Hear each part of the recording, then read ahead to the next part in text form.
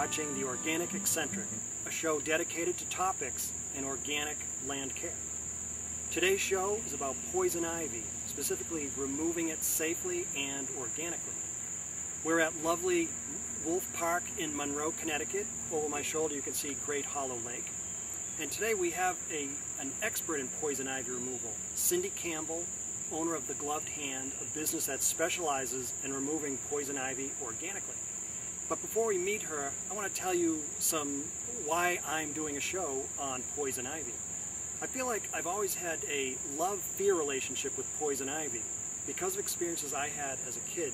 And one that was the most memorable was when I was about 12 and I had just mowed the lawn at my grandparents' home in Milton, Massachusetts. And at the end, I removed some vines from the bushes along the fence line. And when I got home, I told my mother, I think it might have been poison ivy, I'm not sure. And she immediately threw me into the shower and said, oh, you got to wash that stuff off, which was not bad advice. However, instead of washing it off, I actually spread it onto my face, torso, groin, legs, arms, so that the next day when I woke up, I was a mess, and we immediately went off to the emergency room. So that and other experiences really put poison ivy in a central place in my life. Now, that hate-fear relationship has changed over time, and that's due to two reasons. One is I read a very influential book, which I have here, and that is Doug Tallamy's Bringing Nature Home, How You Can Sustain Wildlife with Native Plants. Doug Tallamy is an entomologist at the University of Delaware, and he wrote this book telling us about how important native plants are. And even though you don't hear anything in here about poison ivy, he does make the case that they do provide tremendous benefits to the landscape. And therefore, poison ivy has to be included in that. The second thing was I joined the Northeast Organic Farming Association, and I took their organic land care course. And the central or cardinal rule of organic land care is do no harm. Now you know that the conventional approach to poison ivy management is you run to the big box store, you get your weed killer, and you douse whatever the poison ivy or anything else that you're trying to get rid of. Well, that's one approach to go, but today we're talking about an organic approach. Now, all right, here we are with Cindy Campbell, the owner of The Gloved Hand, the business that specializes in organic poison ivy removal. Cindy, thanks for being on the show today. Oh, you're welcome, Franny. It's my pleasure. And I have a number of questions before we actually get into poison ivy identification, removal, all those kinds of things. So, great. How on earth did you get involved in removing poison ivy? Oh, because it was on the property of the house we bought. So my husband was really allergic to it, so I got the job.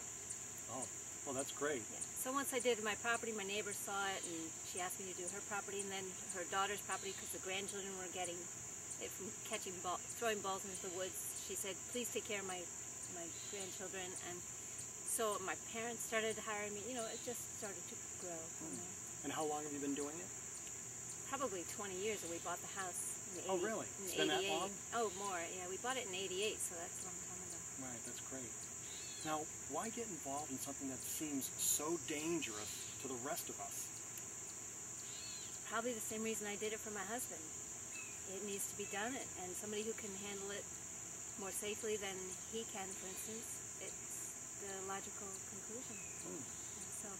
And then it was so appreciative. I love doing something that people really think I'm great, think that I did a great job and did something great for them, and they just can't do anything but say thank you. And I like that. I like positive reinforcement. Now, for our audience, what should people do when they find poison ivy in their environment, their landscape? How should they react? Well, you can mark it. That's usually a good, safe start. Put a big rock, a stick, something so you remember that it's there, so you don't run into it and expose yourself. And then you can dig it out. You really can. You have to protect yourself, as you'll see in this video. And digging it out by the roots gets it completely extracted from your property. So that's my estimation, that is the most effective. Have you ever had any singular experiences in removing poison ivy that really stand out for you? A patch so big, a patch so difficult? Yeah, sure. There was a huge clump on a picket fence, so it's right around the post of the picket fence. And, oh, not a picket, but a split rail. So it's around the post, and it has grown and grown and grown, and it's gone up on the top of the post, and it's spread along the rail. And at that one post, it was so entrenched that we dug out a hole about this big around, and I'm down in there getting under the roots so I can get every last root, finally pulling it up and holding it in my hands.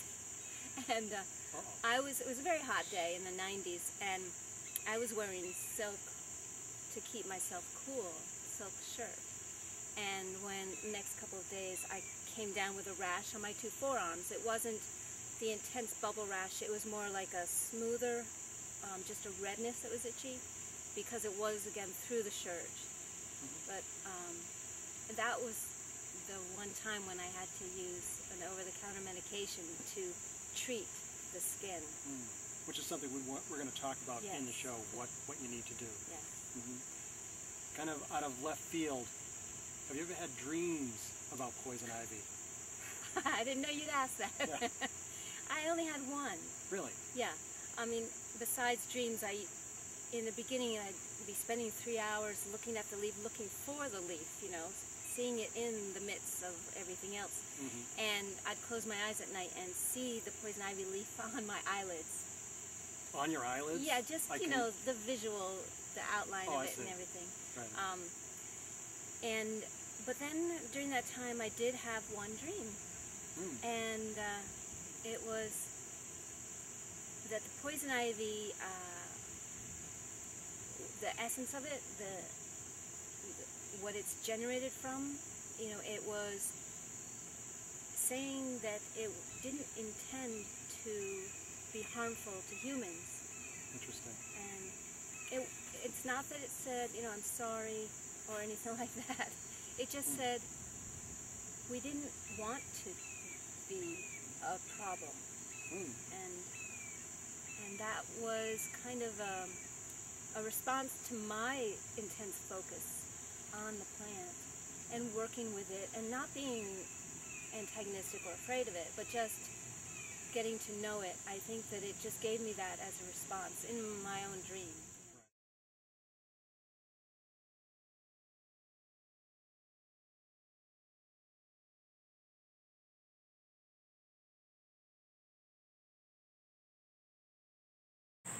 Let's start to look at poison ivy to distinguish its features. This is a black birch, looks fine. Underneath one of its branches is poison ivy.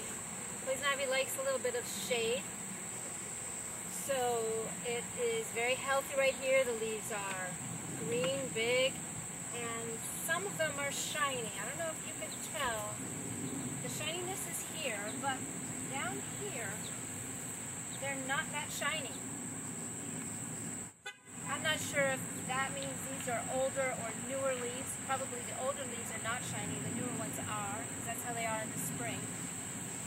But these are not shiny, but the one right next to it is, and these are shiny.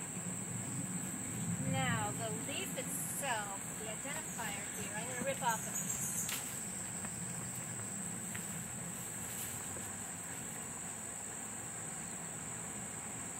The middle leaf has a stem, its own stem, and that is one of the identifiers of poison ivy that makes it distinctly different from other plants that have 3 leaves.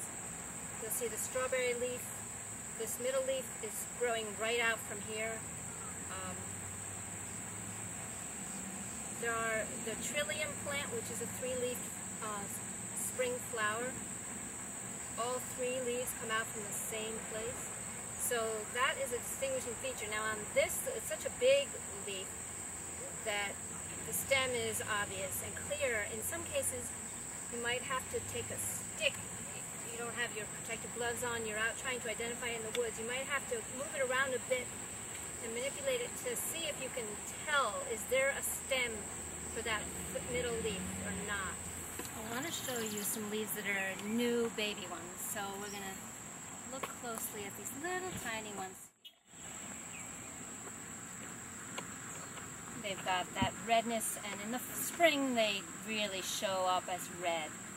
Not as much this time of year, but you will see this color in it. When it transitions from the bright red in the spring, it gets this mottled look of sort of reddish green as it transitions into being a solid green leaf. This is a nice little patch. It's getting some sun, but not all day, so it has some shade as well.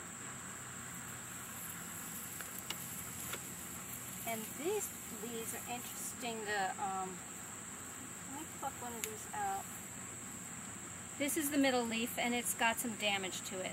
These are the two side leaves that have the notches, and the notches are typically away from the middle leaf. So if I showed you a healthier leaf,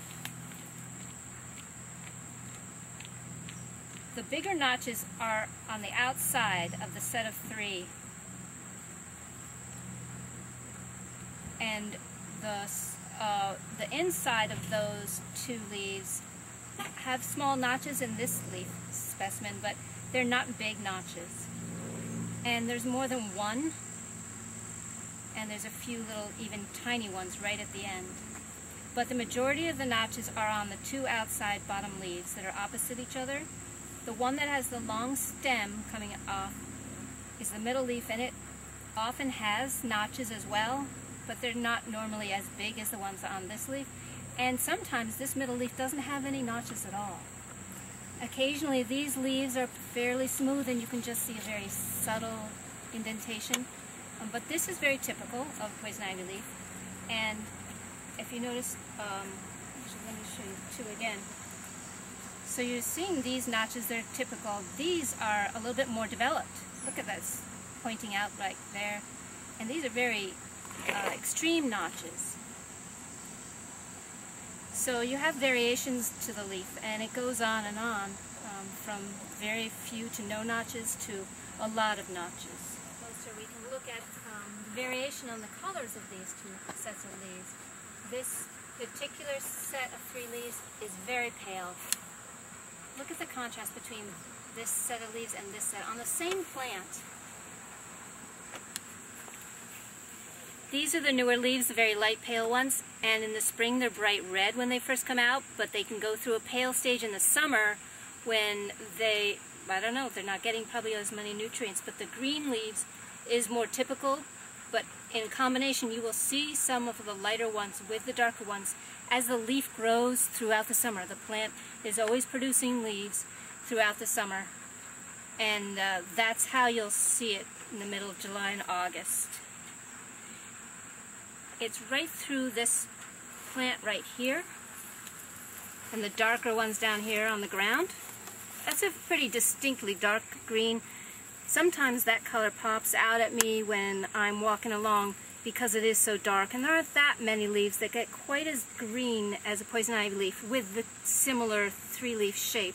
I mean, you have other dark green leaves, but not in this shape and the growth vicinity where these plants grow. This is kind of a cute little patch. Nice, all small leaves. Isn't doing too much, climbing the rock a little bit, growing some more baby leaves. This was probably cut sometime this year, and it's now grown back, so that's why they're all small. But you have a lot of variations in color, light green and dark green. Now this little bud, I think of it as the start of a curlicue or the baby toenail of a deer.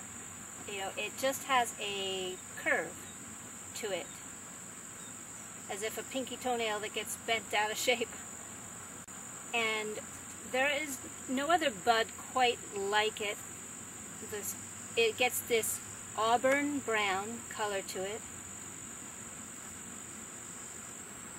And the Virginia creeper, which is the most closely matched lookalike, has a symmetrical bud that goes straight out the end of the vine. So in the winter, when there are no leaves, no stems on these vines, Virginia creeper and poison ivy alike, you can look at the vine itself and identify which one it is by the bud. There are other aspects of Virginia creeper that are different, which we'll show you on a Virginia creeper branch, but this is what we'll be looking at, is the nodes. Right here is a node, and there's a few nodes up here, and there's a node, and these have potentially can grow a leaf or a root, and both sometimes. And here's a node here.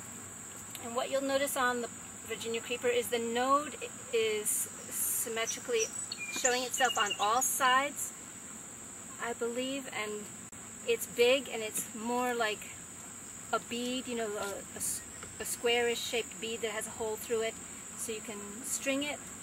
It has that more of a blocky shape to it, to the Virginia creeper nodes. And we'll go look at some vines in the woods now. So here we are in a small forest of poison ivy climbing vines that are on many of these trees. There's one there next to it. There's a few over there. And just about everywhere I point, there's a thick, hairy vine climbing a tree. And on the tree right here next to me, I've got a hairy vine, and we're going to look at the base of it a little bit. And I have a theory about all these hairs. Why so many hairs, I said to myself one day, and I thought, it's looking for soil, right? That's what the obvious thing it's doing. And every hair that gets produced doesn't find soil, and so it produces another one right next to it in hopes that maybe a couple centimeters away there will be soil. So it keeps doing the search for soil. And that's my theory. And every hairy vine that hits the bark searches inside the bark and manages to get a really good grip on the tree itself. This is a thick one. I don't think I'm going to be able to budge it with a good sharp tool. It's just too, there, moved a little bit. Did you see that? Did you see that? Okay. So that's where it's starting to pull away more. The bark of this tree is a little weak, so it's pulling some of the bark off with it. These get a little tougher to pull down. You can leave it on the tree, just cut it and leave the rest to die. The stuff below the cut is going to still be, and it will still produce lots of poison ivy leaves.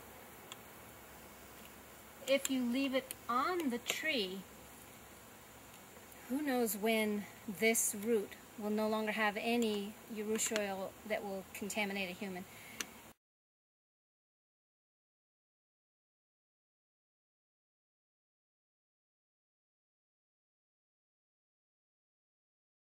The urushiol is right under the bark, so you get the hairy stuff off, and then there's a bark, and underneath there is the urushiol, right under the bark. So how long will it take for the bark to decay in order to allow the oil to air dry? And in New England where we are, it's very humid, so it could take several years. Down at the base of this tree is where it originally came from, the thicker of the two. But it has an offshoot going in another direction. This big side, the side that's the original, is very thick. And it's producing all the leaves that are growing around here most likely. And every one of these trees in this forest that has a poison ivy climbing vine has a base of a root bed that is producing leaves. So basically walking through here, you've got exposure to poison ivy on your boots or shoes continually through here. It would be very hard to walk through here. We have a climbing vine on the other side of this tree that's thick and hairy, but it's wrapping around and it's coming over here. I wanted to show you some of the branches that come off the climbing vines that produce poison ivy leaves. I feel like it's touching my hair. This one happens to be broken right up there, which is the only reason why it's bending down far enough for me to reach it. But here's another one, and it doesn't have any leaves on it right now. Here's one that is part of what I'm holding on to. It has leaves. And as you go up the story of the tree, these leaves are on small branches of their own. The poison ivy branches.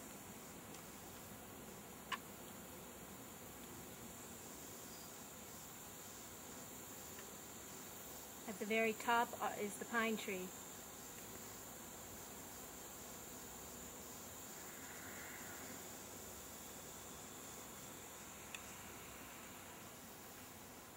So the poison ivy can climb up, grow like a bush, can overtake a tree. You think the tree is still alive. The tree could be at one point dead.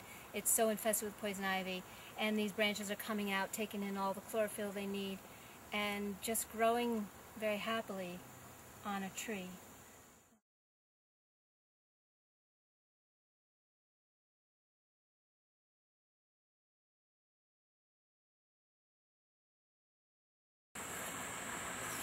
This is an oak tree, and it's several years old, perhaps to get to be this tall, maybe just a few years or one. But the leaves, when they're down low to the ground, they are tiny, similar to poison ivy. But the difference is that these three leaves are all coming out from the same spot, not like poison ivy, that the middle leaf would be coming out with a longer stem. It's not like I don't wear those boots. These all have the equal length stem, all three leaves. And yet here's poison ivy right near it. Right next to it we have several trilliums here. These three leaves here, again, are not, this one is not coming out with a long stem, so this is a trillium.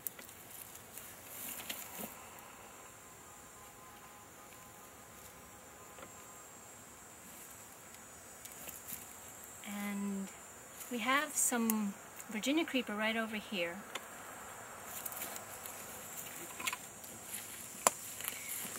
The famous lookalike for poison ivy.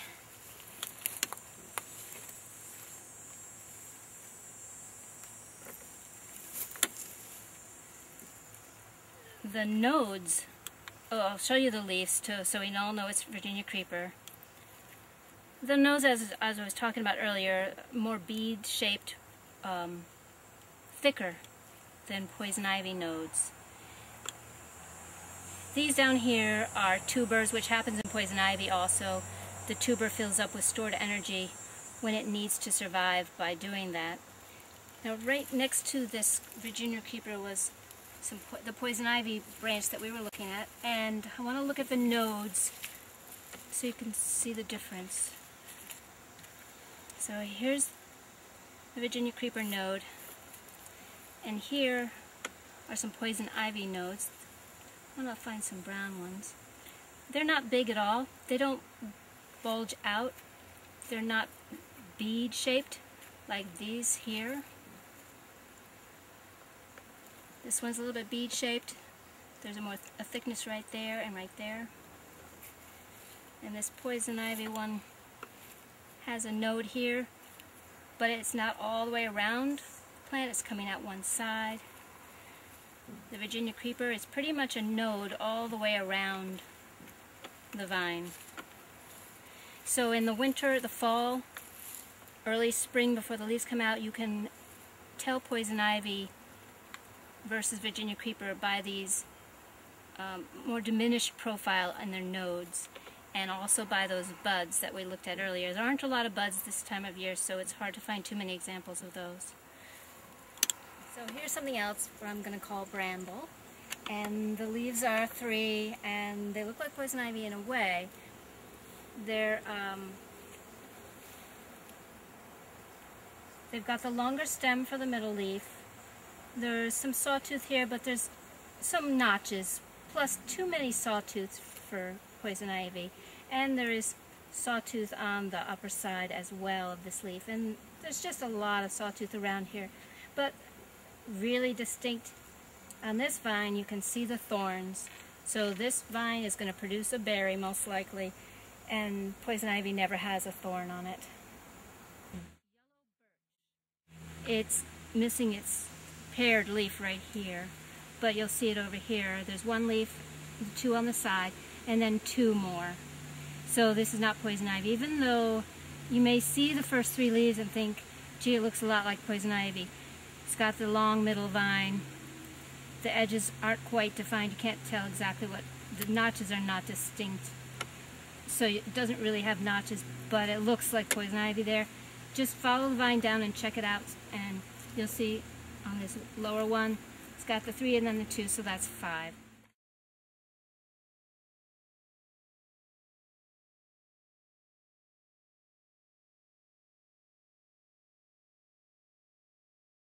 Now we're going to look at organic eradication of poison ivy. I picked out a tree trunk because poison ivy often is at the base of a tree, and it's a complicated situation because of the roots of the tree itself. And here's a nice big tree root, which is going to have poison ivy somewhere around it, and it's a process of discovery. Get rid of the non-poison ivy, and I hold a leaf, try to find the last leaf in the line, because the last one, there it is, allows me to have something to pull. And I'm very gently pulling because there ends up being just hairy roots right here, very small. And now I'm getting a gentle pull and it's not coming up, so I know there's something more substantial. Just a little bit more hairy roots dug in. Now it's crossing another poison ivy vine, this one, or it's joining it. So I'm going to go backtrack and find the beginning of this one, which is underneath a root of something else. I don't think this is a poison ivy root, but the vine itself is going under this. And here's the top, so I will just slide it out from under that one. And there we have the 2 ends. Now I have more access, freedom of digging around it without cutting into any of the poison ivy. And there's a root right here. I can see it. I can feel it with my fingers, pull on it. And that tells me just where it is. And I pulled it up.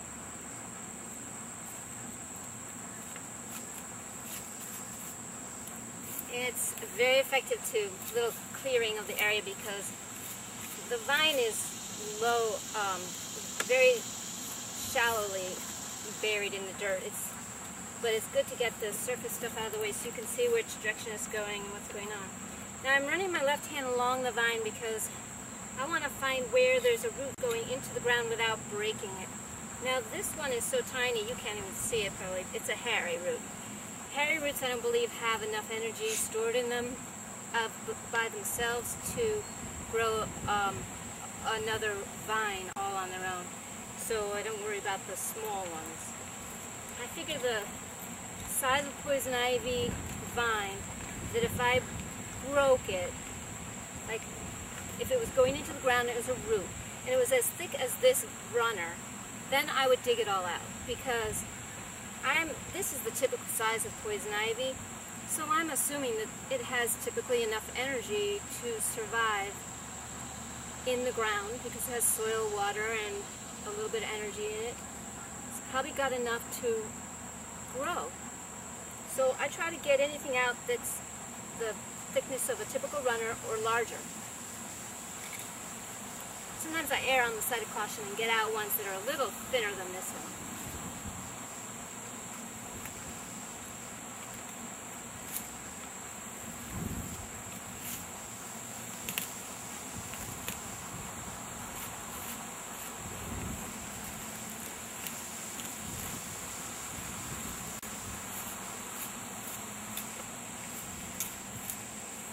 It's nice that so far we've avoided having to dig deep right around this root because it's so big. It would have been a challenge to get the ivy out.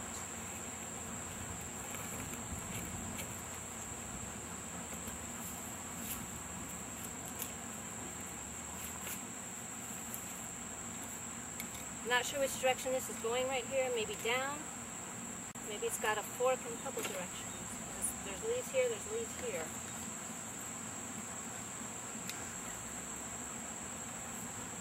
So I can't quite get to it. I'm going to follow along here. Ah, nice and loose. I like that. Now I can get to it from this side. There's another vine right here. Let's just get it out of the way also. Go down to the end where it's going to be a little looser. When I'm in the middle of the vine, it's tight here, it's tight there. It gives me less freedom to access the root that I want to get out. So I'm going to follow up a little bit.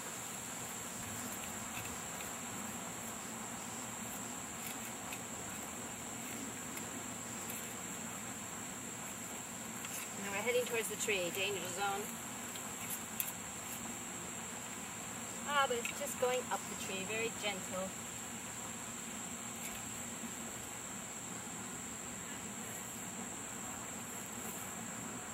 And right here we have a stubborn root. It's thick. It's going in 4 directions. Right here, there's a junction, and the junction is a little bit thick, full of energy stored like a tuber.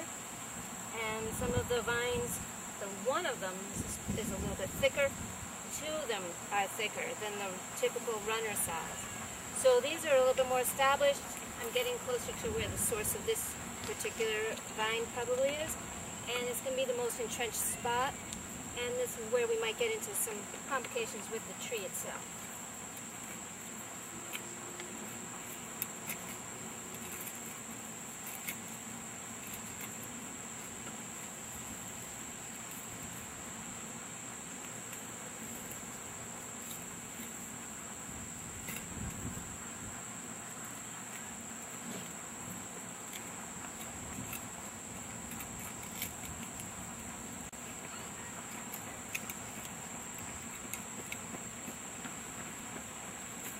Here it goes. I haven't got the source of this, what's going on right here, but I do have another vine going off. So I'm going to work on the smaller ones, clear the area.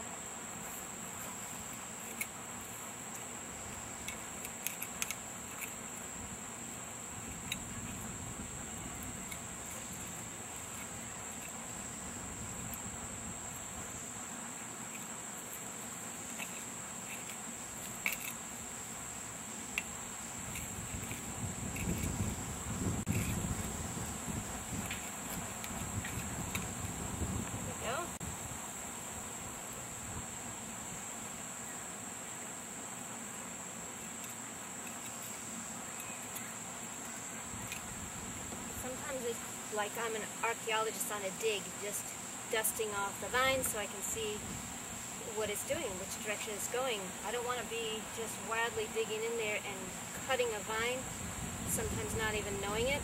So I always want to know where the vine is going before I dig, so I clean it off a little bit.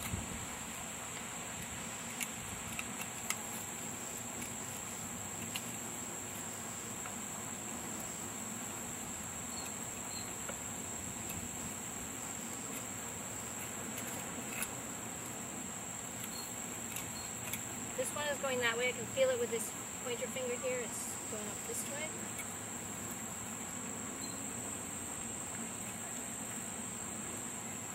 And these are skinny guys. They may not be viable by themselves. But this one is thicker. This one is thicker than any of the typical runners with, so we probably have a tuber here where it's been ripped in the past.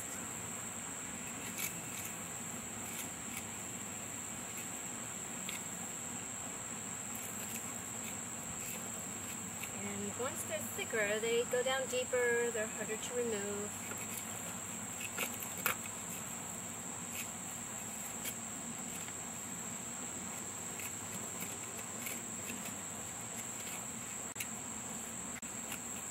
There we go. Now, it broke a little bit, but it's also ripped, so I believe it's was weak in this dirt anyways. This is not very rich soil for growth. Get a couple stones out.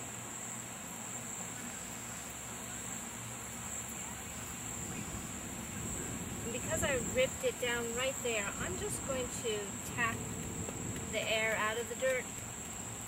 Put a little bit of dirt in there, tap down again. So this is if there is something there that's viable, I'm trying to take its air source away so it will have a more difficult time growing.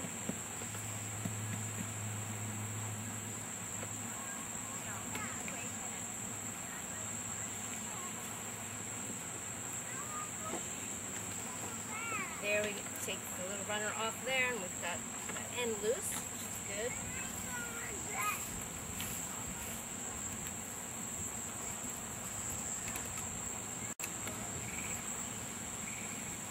And it's loose here too. Wow, we got the whole piece out.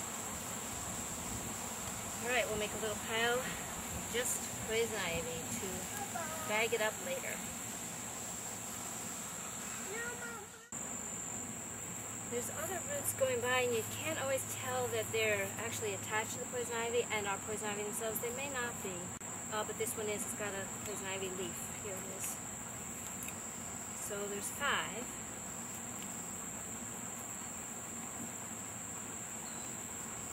See if we can just use a stand-up shovel. If I don't have any more and us coming out on this side, I can probably use a shovel.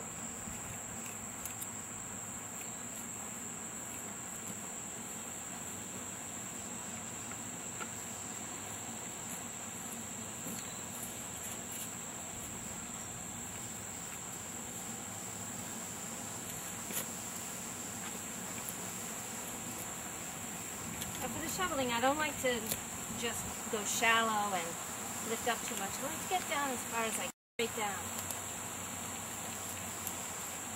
And I might wiggle it back and forth a little bit to get the ground looser.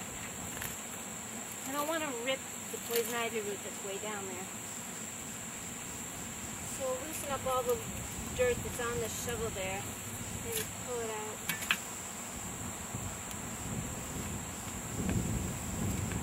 A little bit better where this root is going, what direction it's traveling. Oh, it's big. It's a good size. This has been cut many times. Going this way keeps me from breaking the root, but loosens the dirt.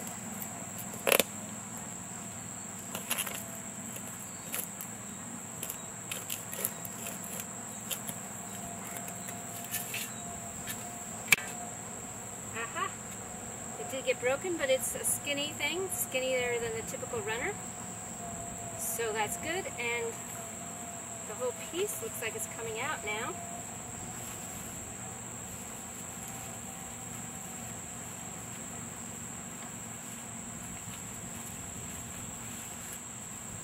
And I'd like to show you what it does when it's been cut. It was cut right here at this top here. That was the original vine that ran out from that little knob, and it was alive and well. And then it got cut, and so these grew. Well, the first thing that happened is the energy is coming up from the ground, doing this typical thing of running through the root and expecting to run all the way to the very tip of the runner where there's a new leaf growing, and it stops right here because it can't go any farther once it's cut. So if it's all stopped here, the energy doesn't know it at first. It's coming and coming, and it just builds this tuber full of stored energy for new growth in the future. And this is what it decided to do, grow all these out. And in addition, the tuber, extended, got big, and it decided to put out a few more roots as well. Because what else does it have to do with its energy but grow leaves and grow roots? So it's doing both. And these roots are a little thicker than the normal root. And in some tubers, these roots go down as a tap root. Now the direction this was laying, I think it was more like this. I don't see any tap roots, but sometimes it goes straight down from off the tuber somewhere, and it can go down 2 feet. I've actually dug a 2-foot hole and measured it, and I was amazed that it had a tap root, that poison ivy could possibly do tap roots. But poison ivy adapts to whatever circumstances it's in, and if it's been cut, that's its new circumstance and it deals with it.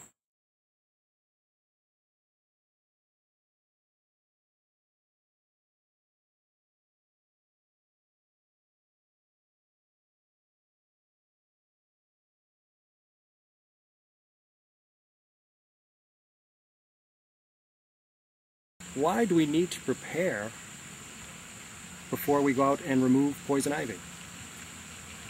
Well, the first thing I want to do is set up for when I'm done with the poison ivy job, because I'll be contaminated and I won't be able to do anything.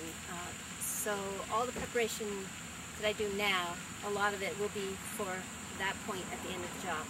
One of the first things that I always try to remember is to get a bag ready for putting my clothes into. And this was the first bag I ever started to use when I worked with poison ivy, and I've now extended the concept to a lot of other items here. But the first problem I had to solve was, how do I get back into my house, get the clothes into the laundry and not contaminate anything? I realized that I needed some container that would stay open so that I could just slide the clothes right in without touching the outside of the bag and contaminating anything. So I folded down the outside of a grocery bag, which can be challenging, and sometimes it rips the entire bag and you have to start over. But this gives me a nice rectangular opening. When I put it on the ground, it stays open.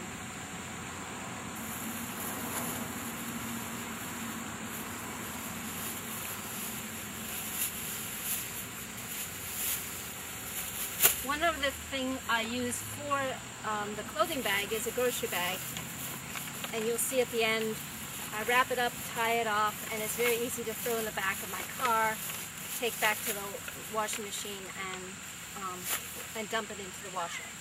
So this is the bag set up for the clothes. That's the first thing to remember to do. Now, the other aspect of poison ivy work is that you have to think. You have to stop and think about what you're going to do, what's the next step, did you miss anything? Because poison ivy is invisible, the urushiol oil is invisible, so it has to be something where you're watching what you're doing from an objective standpoint, and you know what's going on. One thing I would like to show you are these knee pads. They have glue on them so they stick to the knee pad. The one location where I will be getting exposure is through my knee, through my clothes at my knees. So these particular pants have a set of these knee pads on them, and they stick, and after a couple washings they started to peel off, so I put them on my sewing machine and stitched the edges, and now they're going to stay there, I'm confident, for the long haul. And I have these available for customers who I train. They can put them on their pants. You can also wear a second layer of pants if it's a cool October day. You can wear just capris to cover the knee area, or you can use ivy black. My favorite preferred,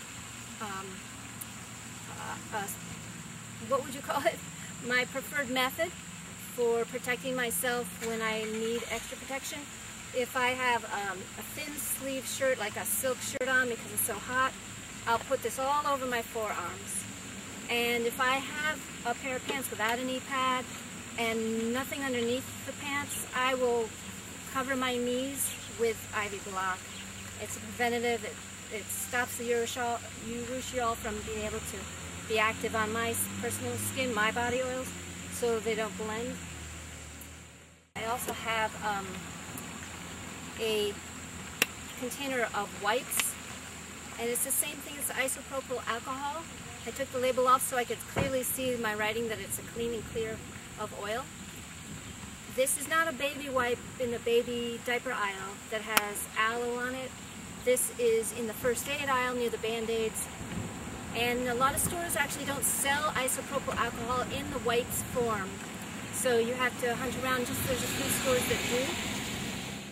The sleeves of a shirt, I have found that when I bend my elbows and I'm weeding, my sleeves get pulled out of my gloves. So I tried to get sleeves that are down to the base of my fingertips, and these are actually a little short today because when I pull up they don't go to the base of my fingertips, but I'm going to make sure I start with them right there when I put my gloves on, my first layer of gloves. And they are nitro gloves. Blow them up, open a little bit to get them easier. Good morning, Chris. How are you? So what I've done is just put 2 fingers in to get the glove in its general place, and the 3 fingers are holding the shirt. Then I can bring that glove around the fist, basically. It's a small fist. And I can even put the rubber band on at this point.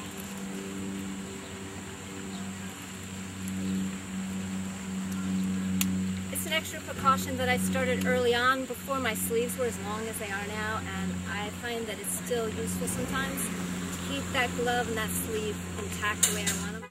And then I take the last 3 fingers and slide them in.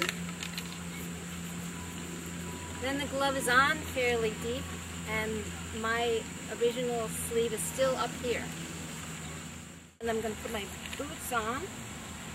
Again, these bags, it's the same cuffing process. I don't want to slide my boots out and possibly contaminate the outside of the bag more than it might already be. So I use my hands to cuff, only touching the outside. So I don't like put my hands in the cuff and try and turn it around. I always use my hands from the outside of the bag in this beginning stage.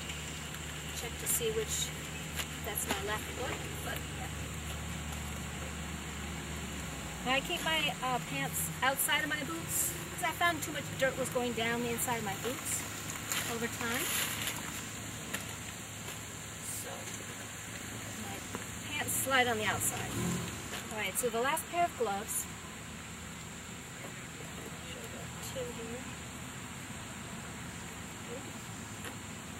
I'll put a little powder on my latex gloves because it just makes it easier to get these gloves on. Mostly on the fingers.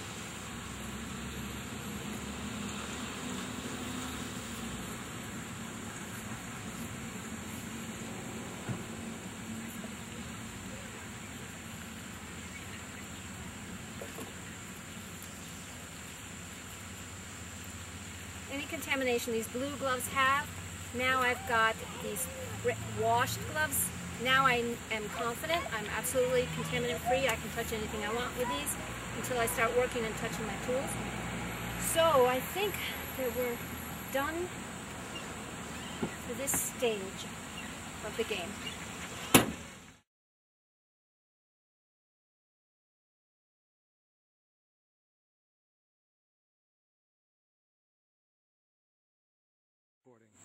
Right, now we're at the very important process of cleanup and disrobing. We don't want to get anyone contaminated, least of all ourselves, but we also don't want to pass the oil to some object that then someone else touches. So a stick is very handy as a tool to do things with when your glove is covered with urushiol. So I'm going to use it to open my trunk. And then I have to remember that this is the contaminated end. If I need to use it again, that's the end I want to touch. This is a bag that I use to blunt the sharp edge of the shovel because I have to store my shovel in a bag in my trunk. But you can just use it for poison ivy and then wash it really good with a garden hose. It seems to push the oil off metal hard surfaces that are non-porous. And you can also just leave the shovel on the driveway and let it rain, let the rain pour on it, and then go out, flip it over, and let the rain pour on the other side. And I've done that many a times when the first thing I was doing was my own yard.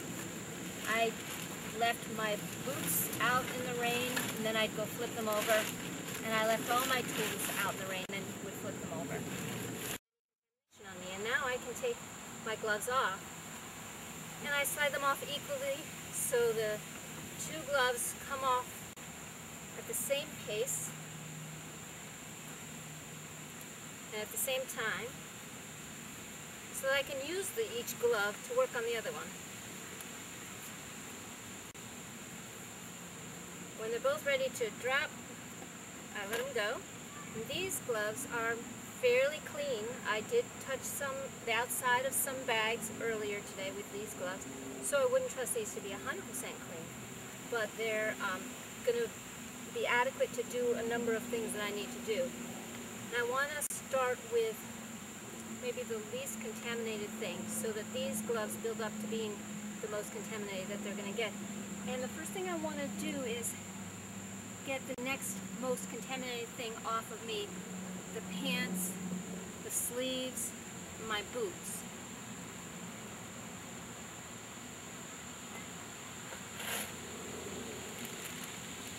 These are my boot bags. Handling them on the outside. I put my hands up inside the cuff so I don't even touch the cuff.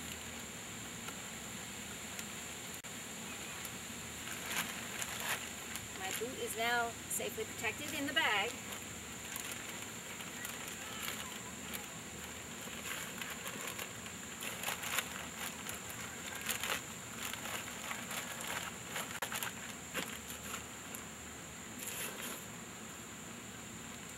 And these sleeves are fairly contaminated. I need to take the rubber bands off so that I can work on my sleeves easily. I'm also going to work right at my waist. There's probably not a lot of oil, so I'm not really contaminating my gloves at this point. I wear shorts underneath my pants so I can do this outside in decency.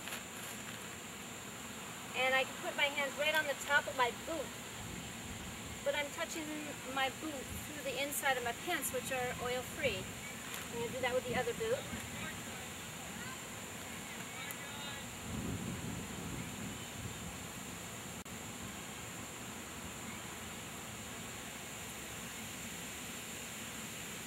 And now I can touch these pants from the inside, put my arms down the pant legs like they're sleeves, just so I can grab the pant leg.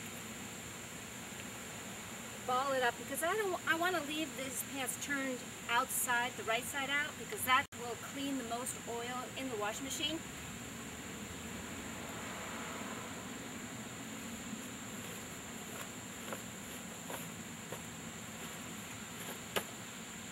So the next is my shirt.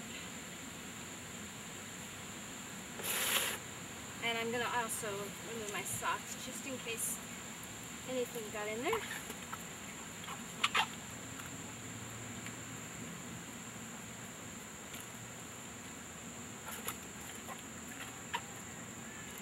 So these sleeves from here up are contaminant free, so I can comfortably grab them, run them, pull them up over my skin, and not worry about any oil coming off from the inside of these gloves. And that's how I can get the shirt off. This shirt's been tucked in my pants, so the very bottom of the shirt doesn't have any oil on it whatsoever. Let's get the bandana off. I guess I didn't touch much with my bandana anyway.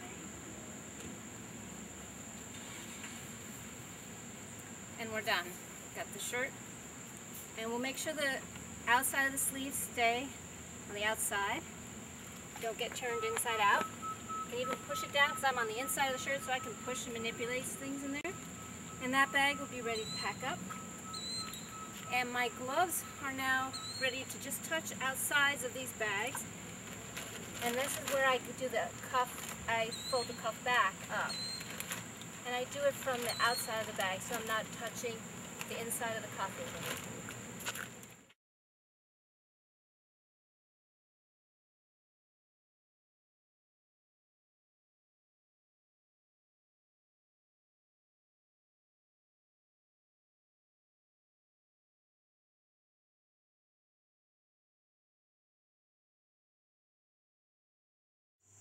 Right, it's always important to know, what do you do despite all that clothing you've put on that you showed us earlier?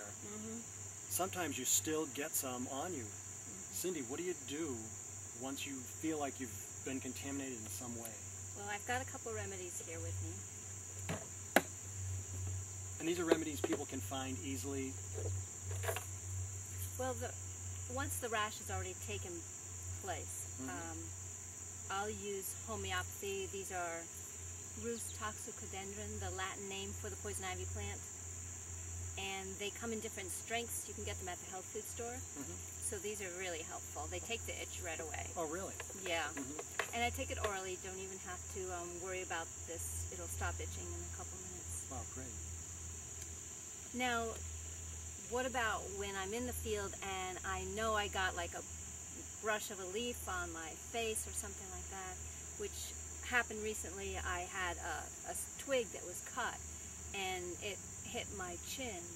Well, I went out and I have this, this is isopropyl alcohol, and I took the label off so that the identification label is still here, but the main label off, so I could make it really obvious that this is a clean and free of oil urushiol, because I have two of these, one that's completely contaminated in the field.